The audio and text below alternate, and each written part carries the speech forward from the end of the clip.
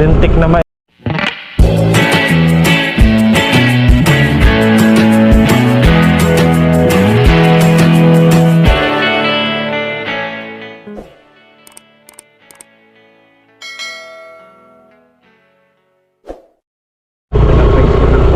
Pagka ng presyo mga kabady, good morning. Galing kami ni Kaka sa buyer. Naghanap kami ng buyer ng mais. Lintik na mais yan. Lalo lintik ang palay, sinakain na. Mas mahal pa yung pagkain ng hayop kaysa pagkain ng tao. Magkano palay ka? 14. 14. Sorghum 50. 50. Yan mga kabady. Tapos mais 13 pesos.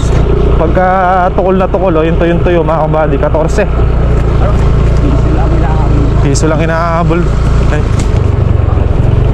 Schedule.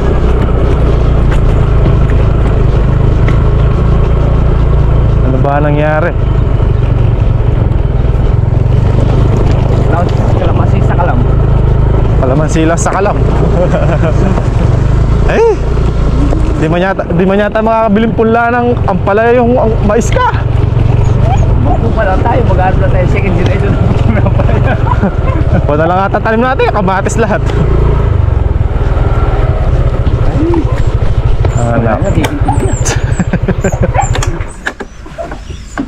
Ay nako mga kabady, hindi pa pang harvest tong mais natin, medyo sariwa pa kasi yan mga kabady. Dapat yan mga April, mga 15 pa, mga 10 to 15 days pa mula ngayon. Naghahabol tayo ng panahon para maitanim tong kalamansi at bago magtagulan medyo may laban na sila. Habol natin yung panahon, tsaka syempre yung mga gulay natin. Kung piso lang naman ang hinahabol natin, susugal na natin yan. Kaya kailangan i-sure mo yung harvester bukas. Ay, sige. Pinasure ko naman siya yung buyer ngayon kung sure talagang gano'n yung presyo. Baka mayroon pang itaas na matawad pa ako ng 15 centavos. Tumatawad kami ng 15 centavos, ayaw kami patawarin. Wala naman kami kasalanan. Kasi na yung worth it, isa wala mga kasalanan. Wala naman kami kasalanan, patawarin mo kami. Ito si Ari. Ganun talaga yung buhay ano. Ganun talaga yung buhay na musika ka. Magsusaka is the farmer. Pagka natalo ka na minsan, hindi ka pwedeng hindi sumubok ng panibago. Pag sumuko ka, lalo ka. O lalo siya namumuhunan siya. Sa buto. Sa sorghum na. Ilang sinasabi yung bodega? 3 bodega, puno. Ayaw daw mabili. Ang katwiran daw sa kanila ang tawag dito? May dumating na imported. May dumating na imported. Import pa more. Ayaw tangkilikin ng sarili natin. Kitang-kitang ebidensya mga kabady, yung 3 bodega punong-puno hanggang sa labas. Nagbabiyahe daw sila ayaw daw silang kuhanan dahil yun nga may dumating na imported mga kabady. Imported na sorghum at saka mais. Patay na naman si magsasaka. Inaantilik ko yung mga imported din Dati lang dapat yung liikot-ikot. Ganun talaga. Wala naman tayong magagawa. Maliit lang tayong kaya nga. Kumbaga, maliit lang tayong isda sa dagat. Wala tayong magawa. Kundi magtanim na lang. Kung makakatabla tayo dito sa mais natin na ito mga kabady. Makatabla man lang sana. Kung hindi, hindi. Pagka hindi tumabla, palo. Pero sana naman kahit makatablat, may pambili tayo ng panibagong binhi ng ampalaya. Sita, meron na tayo. Nakabili na tayo mga kabahay 3 kilo. Kamatis, naka-reserve pa lang. Wala pang bayad. Makakuha man lang tayo ng pambiling punla ng dito. Magkano yung sa ampalaya natin ka? 12 tray, no? Times natin sa... Ano ba yan? Magkano sa tray? 12. Ha? 2.5? 12 times 2.5. Oh my. 30 mil. 30 mil, tsaka magkano yung kamatis natin? 53 times 200. 40 mil, sakto pala eh. Sakto pala yung puhunan eh. 40 mil. Pasok sa kamatis at tsaka sa ampalaya.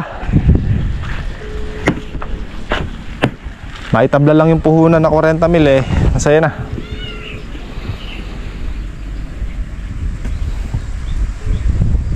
Pero siyempre kahit kumita sana kahit konti nang sa ganun eh ay pambiling ano, may pambiling coke na ka. May pang merienda man lang.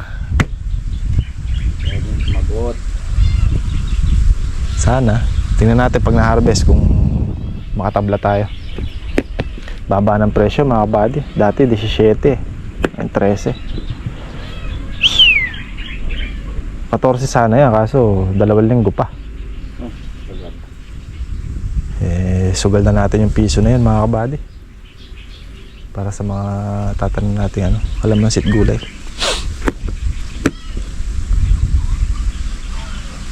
Kaya dito ka, Hermes, panalo tayo dito. Walang katalo dito.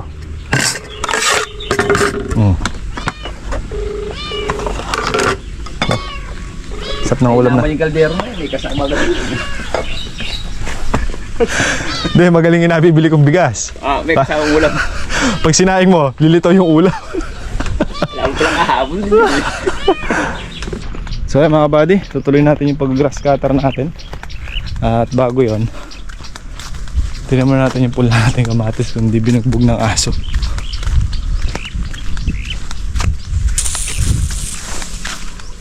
Uy, lusot na mga kaibigan. Ganda. Lusot na rin yung damo. Ayan o, ganda. Ha! Ha! Nari ka. Tubo na yung mga damo ka, ha? Ang bilis yung saluyot, ha? Damo ito mga to. Lumangat tayo. Ano ba yung nakangat na yun? Damo kamatis. Ito, damo. Yung saluyutan. Dalawa na yung tao nung kamatis, oh. Agilas ka. Halos 100% yata ka. Tandaan ng porsyento yan, oh. No? Halos laganas. Malamig ang kamay. Ganyan mo muna. Mahangin ang bunga nga. Testing mo yung pula doon sa... Kasi pag may pray yan, ka. Lumulusot pa lang iba ya. Sa kapal yata. Ulang pa tayong kama ko eh. Abig sa'yo dati, nasug mo pa dyan eh. At pa lang gado sa may kubur eh. Gulat ako. Lagula kaya rin eh, kapal daw ah. Lago rin mas makatanam lagyan din. Oo. Lalago rin kung alam Kapal mga kabady, ganda. Kapal mo? Wala dyan susuportahan natin ang yan ka, pataba. Pataba din, pati yung mga puno. Mamuno sila. Puno. Lata. Maganda din nasa gilid. Dalawa na dahon. Yan sila mga kabady oh.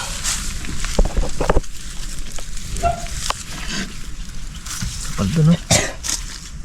Maganda.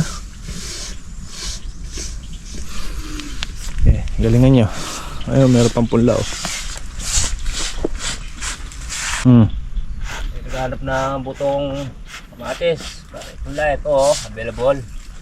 Available? Available. Nakita nyo naman po yung Tubo. tubo kung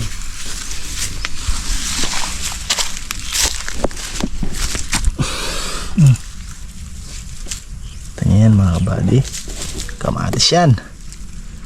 Yung mga ganito damo yan, aginay tsaka saluyutan.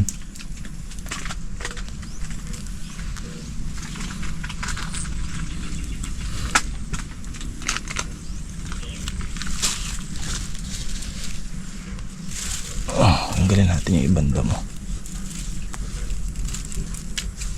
May bubong pa sila mga kabady kasi hindi pa pwedeng i-direkta sa ano yan, sikat ng araw. hindi magbibigla sa araw yan. Kaya nilalagyan pa namin siyang pinakabubong na ganyan. Dapat pala ka, namula na lang tayong kamatis eh. Kainit mga kabady. Ito, bumabakbak namin ni Kuya Rodel. Ayan, ang ganda na lang mga kabady oh. Oh, linis na ulit.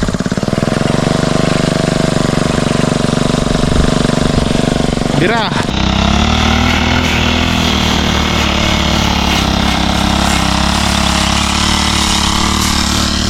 One, two, three, 4, 5, 6, 7. Itong tudling na lang mga kabady. Tapos na. Ito yung makapal oh. Yung mga kabady ang kapal oh.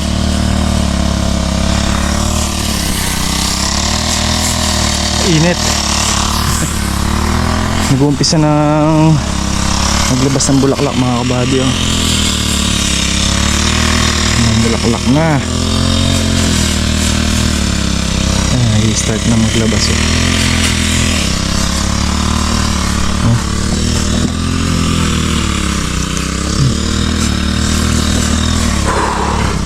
Init. Grabe siya.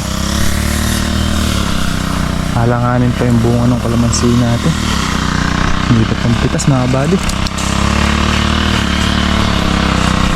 Abutin pa ng May ata. Halanganin. Halos stress lahat ng bunga. Karamihan. Kailangan mag-1-2 eh. Ang pitas. At mga ganito puno. Halos kalimitan kasi ganito mga kabady ang press.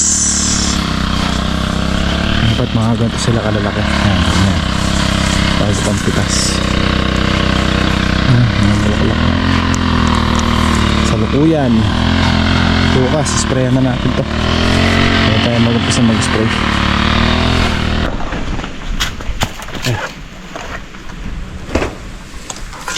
Yun mga kabady.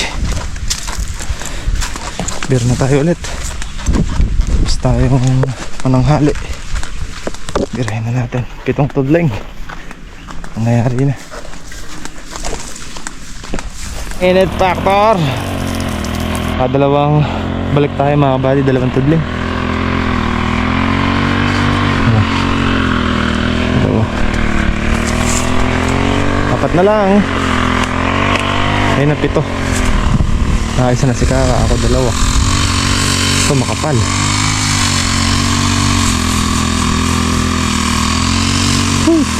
Init. Mga kabady oh. Ups na naman. Mulaklak na. Dami sundot to.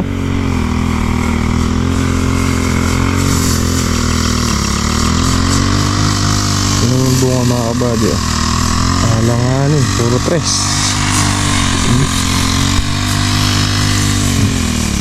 Maliliit. Dapat ganito oh.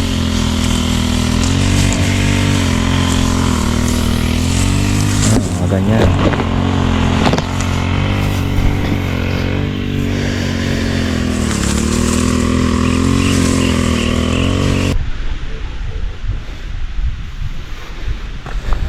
Yan na lang mga kabady. Ano ka, press kung gamitin yung ano na ka? Bagong sling na ito. Magsalita ka. Tara, ano muna tayo? Putas ng anaconda yan. Rag. Anong tata? Bata saya. Dalawa na lang sa akin. Yan, 2. Okay mga buddy. Bali di ko kayo naaya. Naghalo-halo kami. Ha! Ito pa isang berde mamaya pag pauwi.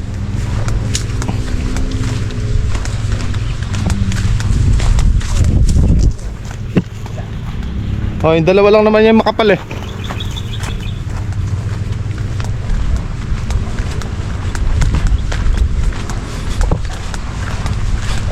Pusin natin yung grass cutter mga buddy. Ay mga kabady, natapos na rin kami ni Kaka. Ayun o. Ayun na. Tama na tayo dito sa dulo at didilig ako yung mga pula nating kamatis.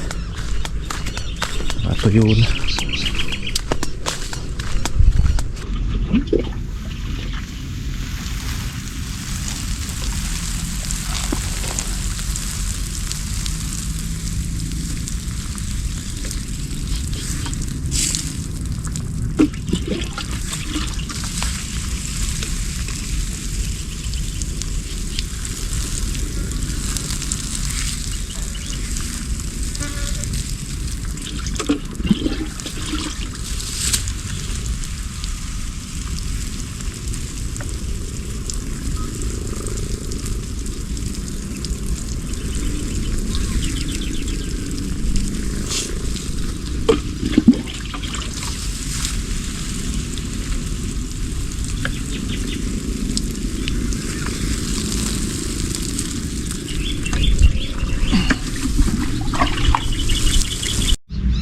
Kaya mga buddy, babalik na natin dito sa pwesto niya yung ginawa nating bar spray. Nilding lang natin yung dalawang base niya gawa ng tanggal sa sa vibration mga buddy. Tapos nag-add na rin tayo ng grasa. Okay na, set na mga buddy. Schedule natin ng spray bukas.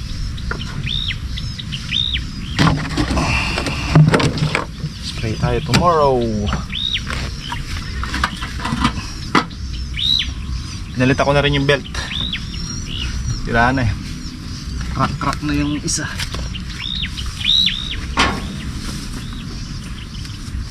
Sulit na sulit. Wala na tayong gasolina. Para bukas, timpla na lang gamot, tas bira na.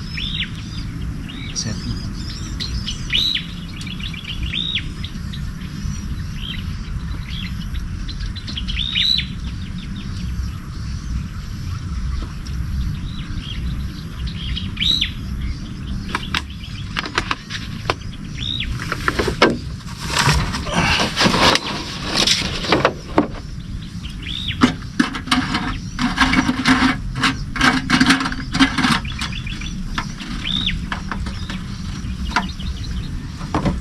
Okay.